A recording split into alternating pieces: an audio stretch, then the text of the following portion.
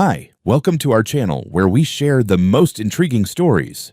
When a battle-hardened ex-Marine seeks peace on his Texas land, a power-hungry HOA president picks the wrong man to provoke. What begins with a clipboard turns into a full-blown war of fences, fake laws, and flying shovels. This isn't just property, it's personal.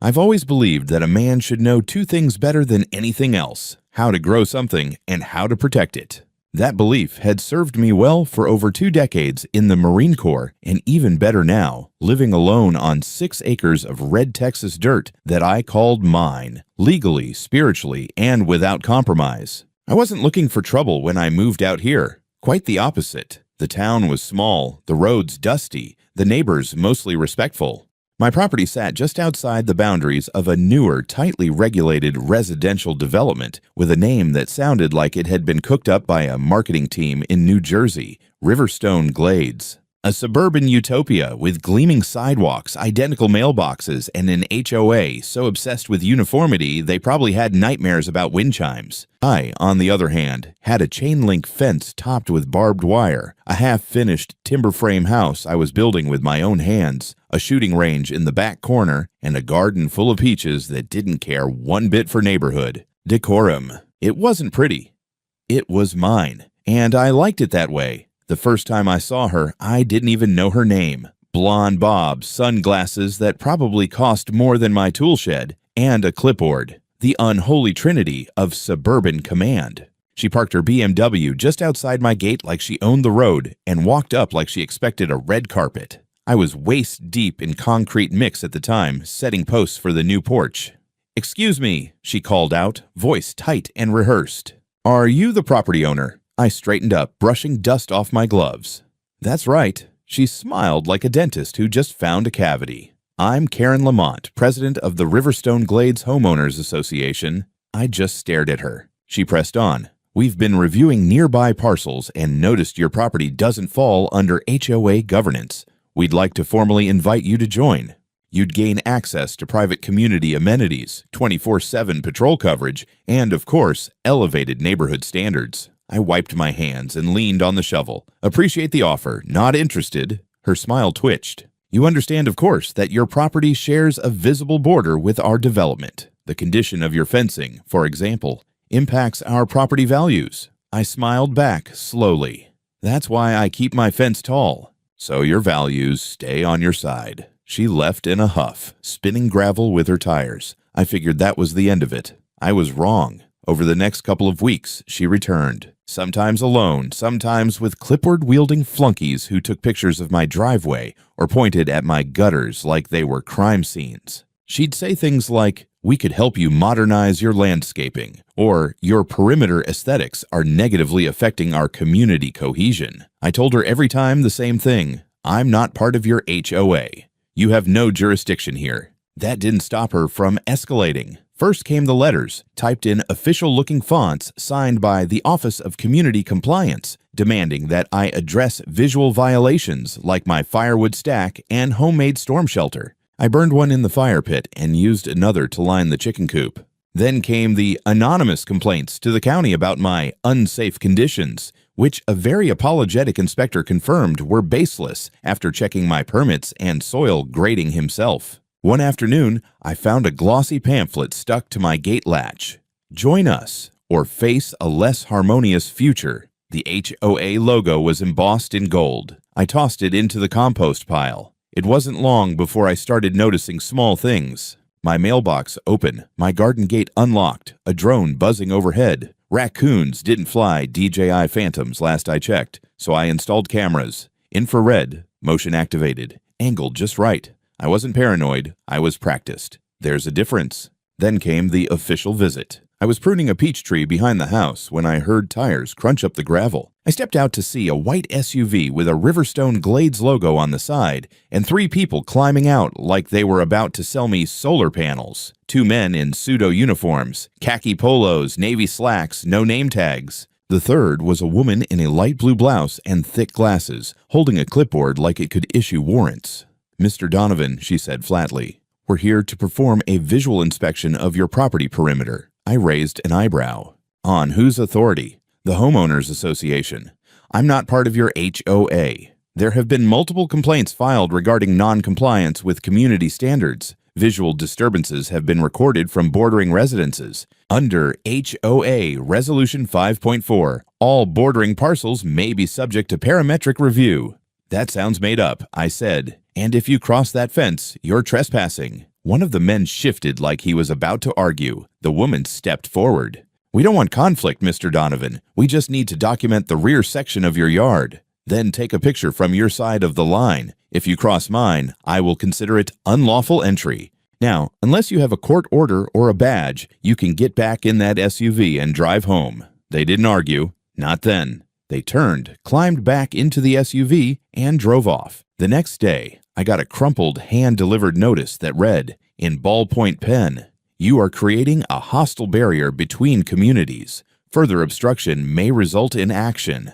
No return address, no signature, just a little HOA logo scribbled in the corner. I laughed once. Then I went back to work. But I wasn't laughing anymore when the morning came that changed everything. It was a Thursday, when things turned from annoying to outright absurd. Morning air still hung with the scent of cut grass and diesel from the old John Deere I used to mow the north side. I was just finishing my second cup of coffee on the porch when a different white SUV, newer, shinier, pulled up to the edge of my driveway. No HOA logo this time, just a smugness you could smell before the doors even opened. 3 of them again. Same pattern. 2 men in uniform-ish outfits. 1 woman who looked like a librarian who secretly fantasized about wielding power over parking violations. But this time, they didn't bother with the driveway or the porch. They walked around the side of the property toward the garden gate, as if they knew the layout better than they should. I followed them, calm but with a shovel in one hand. Habit. The woman turned when I caught up. "Mr. Donovan, we're conducting a follow-up inspection. You were informed by our Community Advisory Council." "There is no advisory council that governs this land," I cut in. "I told your people last time. This is private property, not under HOA jurisdiction." "Unless you have a warrant, you're trespassing." One of the men stepped forward, a little too quickly. Young guy, hair buzzed down to compliance. "Sir, we have reason to believe that safety violations on this parcel pose a risk to neighboring homes." "Name one." He didn't answer, just stared with the kind of blank face that screams, "I was told not to answer questions." The woman pulled out a tablet and turned it toward me. There was a grainy image of my tool shed with the caption, "Improvised structure, possible code breach." I squinted. "That's a woodshed. For wood. The code you're quoting applies to homes within your HOA boundary. You're not the law. Our records indicate this parcel is impacting visual conformity metrics from lots 61 through 64. I couldn't help it. I laughed. She didn't. "I'm going to say this once," I said, stepping between them in the gate. "Get off my land. Take your clipboards and tablet and manufactured jargon with you, or I'll call the sheriff. And next time you show up uninvited, I won't be this polite." They hesitated just for a second, then turned around and walked out the way they came in, pretending to maintain dignity while being escorted by a barefoot man holding a shovel. As they drove off, I caught one of the men glancing back through the window. He didn't look angry. He looked embarrassed. Good. 2 days later, I found a folded piece of paper taped to my mailbox. No envelope, no name. Handwritten in aggressive cursive. "Your aggressive behavior has been noted. Continued resistance will escalate response." At the bottom, a shaky sketch of a logo that vaguely resembled a badge but more closely resembled a discount chiropractor's emblem. I scanned it and added it to a folder on my laptop labeled HOA Idiocy. That folder was growing faster than my tomatoes. That weekend, I spent most of Saturday building a new gate. Steel frame, lockable, reinforced hinges. If they wanted in again, they'd need bolt cutters and a good explanation. Sunday morning, I woke up to find a new surprise. My power was out. Now, I'm not one to jump to conclusions. I leave that to internet forums and HOA presidents. But I'd had 0 outages in the year I'd been living here. And sure enough, when I checked the breaker and the meter, everything looked fine. Until I followed the external conduit and found the main line cover pried open. Clean job. Like it had been done by someone who knew exactly how to shut down the property without tripping every alarm. Luckily for me, I'd installed a backup generator behind the shed. Kicked on like a charm. Coffee was back in 10 minutes. Cameras, 15. But that little blackout confirmed something for me. This wasn't just bureaucratic pestering anymore. This was strategic. Someone wanted to make life uncomfortable, difficult. They were laying groundwork for something bigger. Monday morning, I received a padded envelope in my mailbox. Inside, a glossy trifold brochure, the HOA again, titled "When You Refuse to Cooperate, What Happens Next?" It was surreal. It outlined a 5-step community escalation protocol as if it were military doctrine. Things like visual documentation, formal notifications, neutral third-party interventions, and then finally, collective corrective action. Not a single page referenced law enforcement, court orders, or actual government. Just this alternate universe where they thought they had real authority. The last page included a list of recently reintegrated properties, lots that, according to the HOA, had been successfully brought under regulation through persistent engagement. Like they were bragging about forced compliance. I knew then I needed to get ahead of this. I dug out the original deed to my land, the boundary surveys, every form and filing I had, made copies, had my neighbor Sam, a retired notary, certify them. I stored the originals in my safe and sent digitals to my lawyer friend Vince over in Amarillo. I wasn't just some cranky loner with a bunker full of peaches. I was ready. Later that evening, I spotted the same white SUV parked half a block away, lights off. Nobody got out, just sat there, watching. They thought I'd roll over. They didn't know who I was. Tuesday morning started like most others, early, quiet, and covered in dew. I was halfway through my usual routine, doing pull-ups on the steel bar welded into the frame outside my garage. Sweat dripped onto the gravel. Ranger, my German shepherd, paced the perimeter like clockwork, occasionally stopping to sniff the air or pee on the exact same fence post he did every day. Life had rhythm out here, rhythm and discipline. That's probably why I noticed the sound right away. A sharp metallic click. Not natural, not wind, not a branch, not even a squirrel messing with something it shouldn't. This was deliberate. Metal on metal, a lock being tampered with.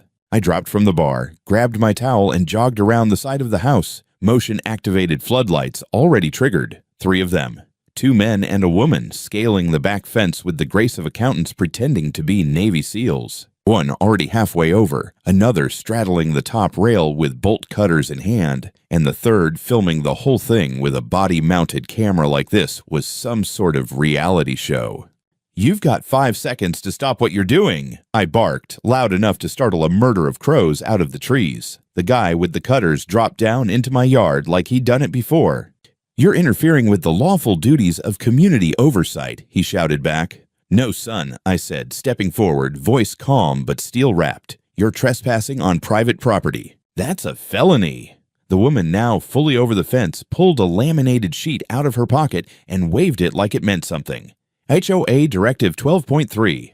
"Not worth the paper it's printed on," I cut in. "I'm not part of your HOA. Never was. You have no legal authority here."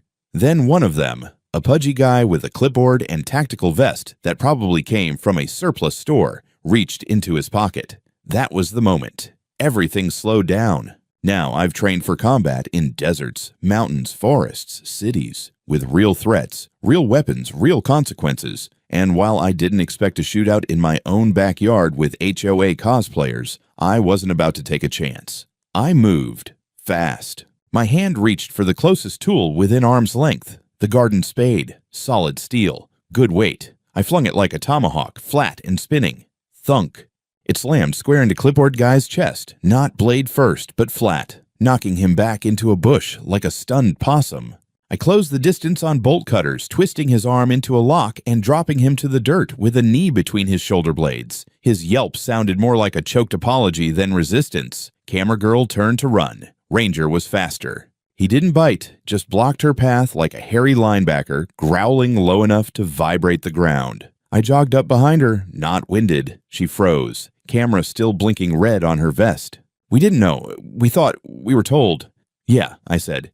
"You were told wrong. I herded all 3 of them into the grass and told them to lie face down, arms spread, no sudden moves. Then I pulled out my phone, dialed the sheriff, and waited. They tried talking. I didn't answer. Clipboard guy had caught his breath and was now moaning about a possible fractured rib. Bolt cutters kept muttering about visual nonconformity violations. The woman started crying, real crocodile stuff. Ranger sat beside me, tongue out, panting like it was a game. 15 minutes later, sirens. 2 cruisers rolled up, lights flashing. First out of the car was Deputy Lance Hayes. Good guy, former National Guard, someone I'd had beers with at the local VFW. He took one look at the scene, the tools, the broken fence latch, the spade in the dirt, and raised his eyebrows. "They really climbed your fence?" he asked. "Right over," I said. "Caught it all on camera." I showed him the footage from the live security feed. Crystal clear. 3 individuals unlawfully entering my land, holding equipment, filming, acting under fake authority. He nodded, then knelt by clipboard guy. "You got any ID?" The guy tried to hand him the laminated HOA directive. Lance chuckled. "No, I mean real ID. Driver's license. State issued. Badge. Anything that doesn't look like it was printed at Office Depot." None of them had it. Not even the woman. Just matching badges that read Community Enforcement Volunteer in Comic Sans font. One of them even had a QR code, which, when scanned, led to a broken Google Docs link. Within 20 minutes, all 3 were in cuffs. Trespassing, impersonation, conspiracy, and attempted intimidation. Probably a few more charges once the paperwork was filed. Lance promised to dig into it deeper, especially the woman's claim that Karen said it was authorized. That name got a reaction from both deputies. Karen Lamont, one of them muttered, "She's on thin ice already." I gave my full statement. Provided the footage. Walked them through where the fence had been cut, where the tools were dropped, where the spade had landed. Bolt Cutter's guy asked if I was pressing charges. "You better believe I am." By the time the cruisers pulled away with my would-be home invaders in the back seats, the sun was already up over the ridge, shining golden over my orchard. Ranger barked once, then sat by my boots like we'd just finished another drill. I looked at the spot where they'd come over the fence. Then I looked at the spade, now bent slightly at the shaft. I left it right there in the dirt, as a warning. The station was cool and quiet. Fluorescent lights, linoleum floors, and that faint chemical tang of Windex mixed with burnt coffee. I sat across from Deputy Hayes, my forearms resting on the table, a manila folder between us labeled Trespassing Incident, Donovan Property. To my right, a flash drive loaded with security footage. To my left, a hot cup of station coffee that tasted like regret and cardboard. 3 suspects in custody, Hayes said, flipping through the initial intake forms. None of them have formal law enforcement certification. 2 don't even have clean records. I raised an eyebrow. What kind of records? One was fined for impersonating a building inspector 2 years ago. Tried to shake down an elderly couple for roof violations. The other, well, minor stuff. Vandalism, drunk and disorderly, but nothing that screams authorized community authority. He leaned back and exhaled. "You sure know how to pick your enemies." "I didn't pick them," I said. "They showed up with bolt cutters." The body cam footage, my own camera recordings, and their own GoPro disaster made the case rock solid. Hayes had already gone over them twice. We watched the moment again. The second guy stumbling over my fence with the bolt cutters, the woman filming, the scripted line about visual disturbance, and my shovel flying through the air like a fastball from hell. "Damn good throw," Hayes muttered, not for the first time. "I used to teach precision strikes with entrenching tools," I said. This was just nostalgia. He grinned and pushed the folder toward me. "I'm submitting charges for trespassing, impersonation of enforcement, and criminal conspiracy. You want to add anything civil on top of that? I'd recommend a lawyer. This one's got meat. Already ahead of him. I'd spoken to Vince in Amarillo that same afternoon. Ex-JAG, sharp as they come. He told me, these people think HOA bylaws give them real-world authority. It's like toddlers with walkie-talkies pretending they're the police. We filed for a restraining order that same day against the 3 individuals and against the HOA's right to engage with me directly. Vince also began preparing a civil case against the HOA board itself, citing gross misconduct, unauthorized enforcement actions, and orchestrated harassment. But what really changed everything wasn't the paperwork. It was the fallout. 2 days after the arrest, local news picked up the story. Homeowner fights back against rogue HOA raid. Someone at the sheriff's office must have leaked the footage. Suddenly, my inbox was full of subject lines like, HOA abuse stories wanted, can we interview you? And my voicemail filled with people from 3 counties over, thanking me for standing up to the tyrants in polos. That would have been enough. Excitement for a month, but things moved fast. Hayes called me back, and 3 days later, when I walked in, he had that look on his face, the one you get when you find a whole new level of stupid hiding behind the first. "We traced the planning of the break-in back to your old friend," he said, "Karen Lamont." I wasn't surprised. She sent out an internal memo to the HOA board, he continued, sliding over a printed email. Subject line, Covert Assessment Initiative. She called it a necessary escalation. I read the contents. Karen had commissioned the 3 individuals for a non-invasive evaluation of my property boundaries, citing her authority under Special Community Preservation Directives, which, of course, don't exist anywhere outside the fantasy land she'd built in her mind. She didn't put her signature on it, Hayes said, but we got the email headers. It's hers. That was enough for a subpoena. By the end of the week, Karen was brought in for questioning. I didn't see it, but Hayes filled me in.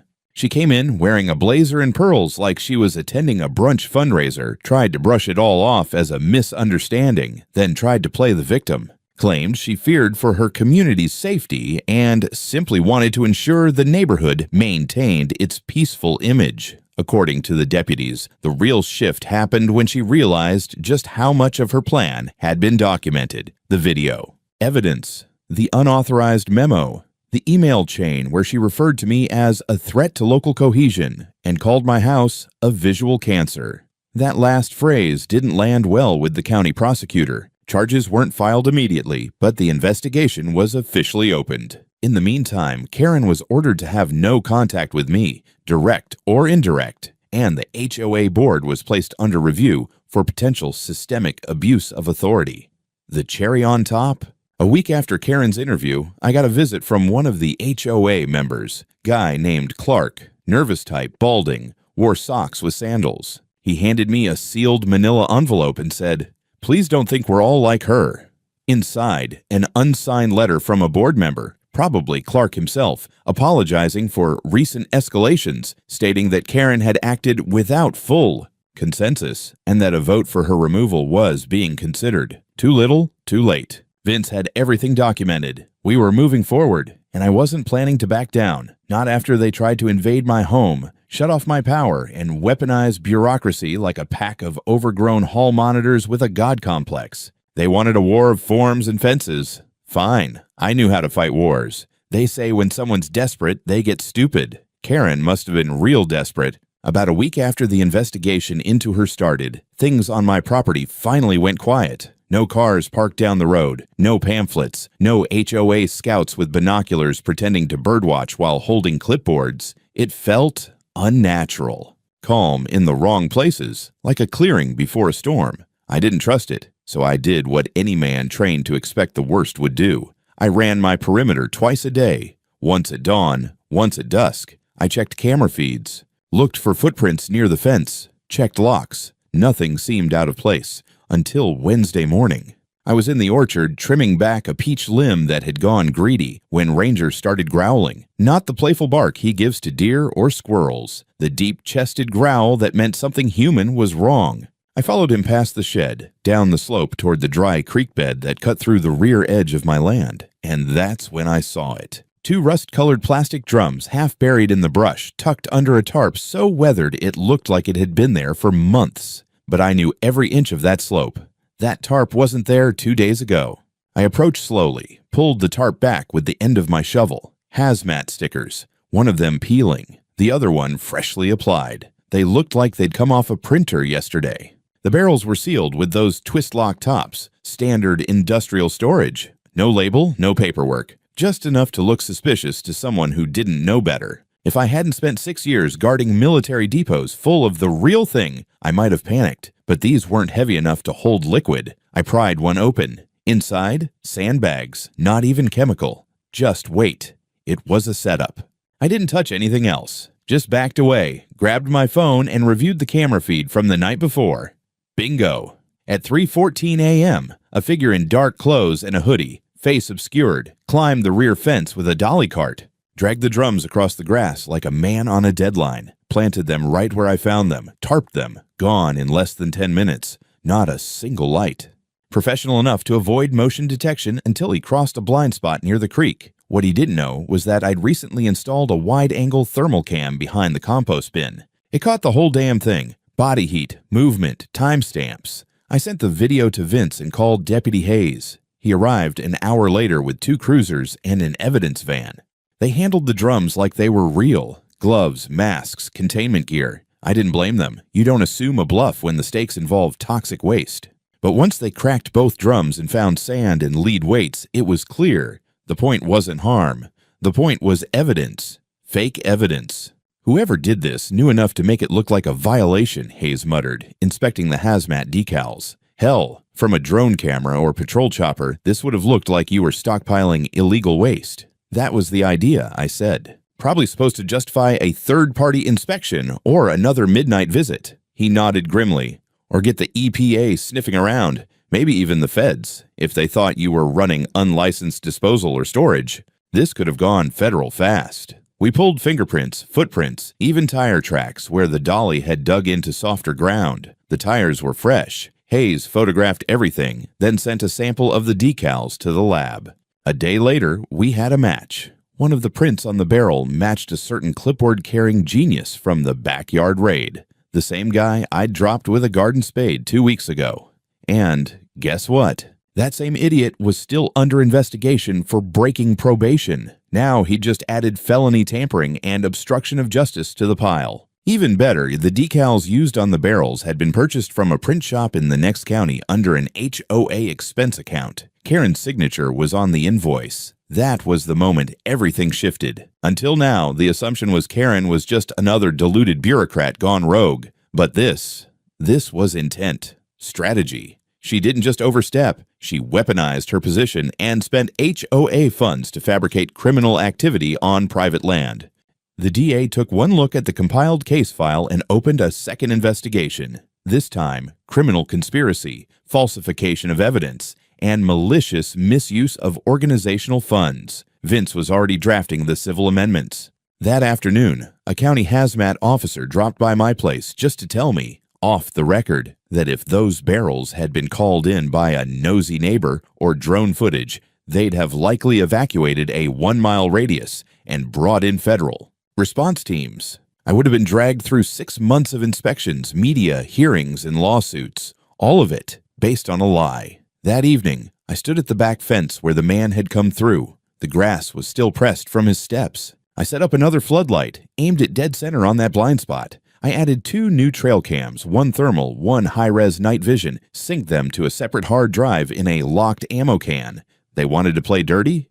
Good. I fought in places with no rules, where lies were weapons and truth was buried under propaganda. I survived that too. I wasn't just defending property anymore. This had become a full-on war of integrity, and I wasn't about to lose it to a woman in pearls and a playbook full of fake bylaws. I barely slept the next few nights. Not because I was scared, I'd slept through sandstorms and firefights, but because I knew the kind of people I was dealing with now. They didn't give up, they adapted. And when you take away their illusions of power, they don't retreat. They double down. So I stayed ready. Every camera, sensor, and floodlight on my property was tested, upgraded, recalibrated. I added 2 decoy motion sensors, 1 fake, 1 real, to draw attention away from the thermal scope I mounted behind the old greenhouse. I wasn't just watching my land anymore, I was baiting it. Then came the hit. Friday morning, just before sunrise, I reviewed the overnight feed. Nothing for hours. Until 3:22 a.m. 3 figures, night gear, all black, balaclavas, gloves. One had a GoPro strapped to his chest. Another carried what looked like a small drone in a case. The third was holding a clipboard, because of course they were. They breached the same rear fence as the last crew. Not over. Through. Someone had removed a section of the lower mesh earlier that day, probably while pretending to jog or walk a dog along the back trail. They slithered in like raccoons on a mission. The GoPro guy whispered something. I caught it later on audio analysis. Start filming now. Focus on the barrels. The barrels. They were gone, of course, seized by the county after the last stunt. But these geniuses apparently didn't know that. So now they were trying to recreate the scene, acting like they'd caught me with illegal material on tape. One of them even staged a moment, pretending to stumble over a buried drum that wasn't there, while shouting things like, "Yup, Definitely hazardous. This confirms it. It was so badly choreographed, I almost pitied them. Almost. At 3:28 a.m., they started sweeping their lights toward my compost bins and generator box, filming and narrating nonsense like illegal power routing and unregistered storage tanks. I sat watching this live from my tablet, sipping cold coffee. Ranger asleep beside me, unaware he was about to have the best morning of his life. I tapped a single button. 30,000 lumens of halogen floodlight slammed on from 6 different angles. The backyard lit up like a football stadium during halftime. Then came the siren, a custom mod I'd rigged using parts from an old civil defense box. Sharp, fast, and piercing as hell. The 3 invaders scattered instantly. The one with the clipboard screamed and dropped it. GoPro guy tried to run straight for the fence and hit the wire hard enough to bounce off it backwards. The third slipped in the wet grass and slammed face first into the compost pile. Ranger was already on his feet, barking like a beast. I didn't even have to say a word. He sprinted out ahead of me as I opened the back door and followed with my flashlight and Glock holstered just in case. I got to them before they could regroup. Hands on the ground. Don't test me. Clipboard man was already flat. The one from the compost pile groaned and rolled to his side. GoPro guy tried to stand. Ranger lunged, barking 3 inches from his face, and that was the end of his resistance. I didn't need to restrain them. The law did that for me, because as I stood there dialing Hayes, I could hear the faint, panicked voice from GoPro guy's chest cam. Still recording, still streaming to somewhere. We need backup. Kay is gonna kill us if we screw this up. Kay. That's all I needed. Sheriff's deputies arrived in 14 minutes. This time, they didn't ask questions. They just took notes and started zip-tying wrists. They bagged the GoPro, took screenshots from my tablet, collected the clipboard as evidence, which hilariously included a printed inspection checklist with pre-filled comments like unregistered tank, visual confirmed, and photo evidence captured. One of the deputies, a younger guy named Morales, pulled me aside. "You mind if we review the camera cache now?" "Be my guest." He watched the footage, slow and silent. Then he whistled. This wasn't a break-in, he said. This was an operation. They were right. The movements, the coordination, the fact they used a drone to try and scan my shed from above. This wasn't amateurs fumbling around anymore. Someone was giving them structure, orders. Hayes showed up an hour later, barely out of bed, but wide awake after 10 seconds of reviewing the footage. "This is organized harassment," he muttered. "And I think we just got what we needed." They pulled one of the suspects aside, the one who dropped the clipboard, and started asking soft questions. He folded in under 5 minutes, said they'd been hired by a consultant for the HOA. Paid in cash, given gear, given instructions. Hayes asked if the consultant had a name. The kid swallowed and whispered, "Karen." That was it. This wasn't just HOA overreach anymore. It was a planned smear campaign. A staged criminal narrative designed to destroy my reputation and potentially trigger state or federal intervention. And the president of a homeowners association had orchestrated it like a community theater production of Enemy of the State. Only one problem: she picked the wrong damn protagonist. By the following week, the sheriff's department had handed the case off to the county prosecutor. What had started as a trespassing report was now 2 folders thick and labeled State of Texas versus Karen Lamont et al. Criminal conspiracy, evidence tampering, harassment. Vince couldn't hide the satisfaction in his voice when he called. "We're going scorched earth," he said. "Civil, criminal, financial. By the time we're done with her, she'll be lucky if she's allowed to organize a bake sale without a state supervisor." And I believed him, because the more we dug, the worse it got. Turns out Karen's HOA wasn't just petty and power drunk. It was financially corrupt. Over the next several days, subpoenas went out. HOA board members were questioned under oath. One cracked almost immediately and turned over meeting minutes from the past 2 years. The content made my jaw tighten. Misuse of discretionary HOA funds for unsanctioned enforcement activities.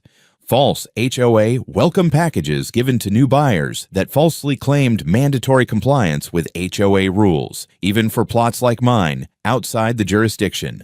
Neighborhood maintenance contributions collected in cash. No receipts, no tracking, no accounting trail. They weren't running a community association. They were running a soft extortion racket dressed up in suburban khakis. Meanwhile, Karen had lawyered up.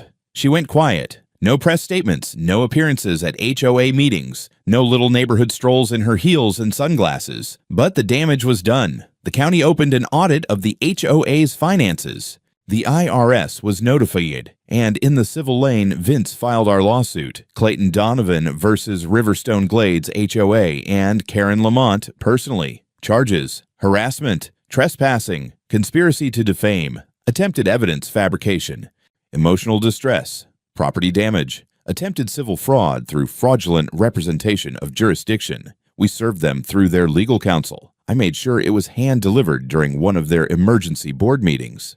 But the part that really got under their skin was when Vince requested a temporary injunction against any further action by the HOA toward me or my property, effective immediately. The judge granted it within 48 hours. That meant no letters.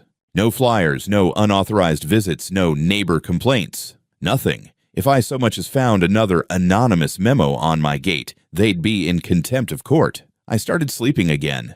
Sort of. The local news came knocking. They wanted interviews. I said no. This wasn't about fame. It was about principle. But Vince agreed to speak off-record to a few outlets. The headlines hit hard. HOA president accused of orchestrating criminal break-in. Veteran targeted by rogue HOA, fights back. Fake inspections, real charges, inside a Texas HOA meltdown. I was back at work on the Porch Foundation when the first deposition date was announced. Karen would be required to appear in court under subpoena and testify under oath. I cleaned my boots that day like it was Sunday service. The hearing was set in the county courthouse, a plain, square building where justice didn't wear robes, just bad fluorescent lighting and coffee-stained clipboards. I sat across from Karen for the first time since all this started. She didn't look so confident anymore. No pearls, no clipboard, just tired eyes, a lawyer whispering in her ear, and a stack of affidavits that could bury a political campaign. When the prosecutor asked if she had authorized or financed the 2 break-ins onto my land, her lawyer tried to block it. The judge overruled. Karen hesitated, then said, "I believed we were acting in the best interest of the community." Wrong answer, because that phrasing, "we," opened the door for the prosecutor to bring in the entire board's complicity. Every misused dollar, every fabricated form, every coerced homeowner who'd been pressured into signing documents they didn't understand. And suddenly, Karen wasn't just a rogue president. She was the head of a conspiracy. The prosecutor leaned in. "Did you personally approve the purchase of false identification badges used by unlicensed personnel?" Karen blinked. "Yes or no?" She looked down. "Yes." It was quiet after that. The court set a trial date. Outside the courthouse, I shook Vince's hand. That went better than expected. He nodded. "Oh, it gets better." The next day, HOA members started resigning. 3 in one morning. The treasurer cut ties and released a statement. I was unaware of the extent of misconduct and cannot, in good conscience, remain. The HOA's liability insurance dropped them. Vendors backed out of maintenance contracts. One local security firm refused to patrol Riverstone Glades until governance issues were resolved. It was collapsing. Karen made one last move. A desperate press release claiming she was being targeted by extremist property owners and that her actions were misrepresented. Nobody cared. I wasn't the one who staged a fake crime scene in someone's backyard. Courtroom 3 was packed, not in the live-action drama kind of way, but with tight-lipped residents, folded arms, and HOA board members who looked like they'd rather be anywhere else. News cameras weren't allowed inside, but the hallway was lined with local press and a few activists holding signs that read things like "HOAs aren't governments" and "Property rights equals civil rights." I sat in the front row with Vince. Suit pressed. Boots shined, same belt I wore in the Corv. My spine was straight, but my fists stayed loose. I wasn't here to intimidate. I was here to finish it clean. The prosecution laid it out like clockwork. Trespassing, impersonation, tampering, harassment. Emails from Karen, video evidence from the break-ins, financial records tracing community funds to false operations, footage from the GoPro they were dumb enough to bring. Then came the part that sealed it. An elderly couple testified, new to the neighborhood, who'd been told by Karen that if they didn't pay an initial compliance bond, their landscaping would be forcibly corrected. Another man told the court how he was fined for a visual. Infraction because he'd left a ladder in his driveway for more than 3 hours. He wasn't even part of the HOA. It wasn't just about me anymore. Karen sat still. Her lawyer barely spoke. When the judge ruled, his voice was calm. No theatrics, just the law. The court finds Karen Lamont guilty of conspiracy to commit trespass, fraudulent use of association resources, and orchestrating the harassment of a private citizen through unlawful means. Sentenced to 2 years of probation with weekends in custody for 9 months, fined $55,000, and barred from holding any office in a registered community organization. She blinked. Once. That was all. The 2 men who'd broken into my property, GoPro and clipboard, were each given 6 months suspended sentence, community service, and mandatory counseling. The woman from the first inspection raid got off lighter, but only because she cooperated and testified. And the HOA. That was where Vince really went to work. The court ordered Riverstone Glades HOA to pay me $120,000 in damages, half for emotional and reputational harm, half for legal and property-related costs. Publicly issue a statement acknowledging their actions were outside legal bounds, submit to a full external audit, and restructure under a court-appointed interim board. The board was disbanded within a week. Karen resigned before they could fire her. Her house went up for sale 2 months later, listed as motivated seller, price to move. No one came to her going-away party. You'd think that would be the best part, but it wasn't. The best part came a month later, in the form of a knock at my gate. It was the same neighbor who once glared at me for my aggressive signage. Middle-aged, buttoned up, the kind of man who probably balanced his checkbook with a ruler. He cleared his throat and said, "I just wanted to say, I think we were wrong. About you. About this whole mess." He handed me a fresh peach cobbler in a foil tin. Didn't say much else.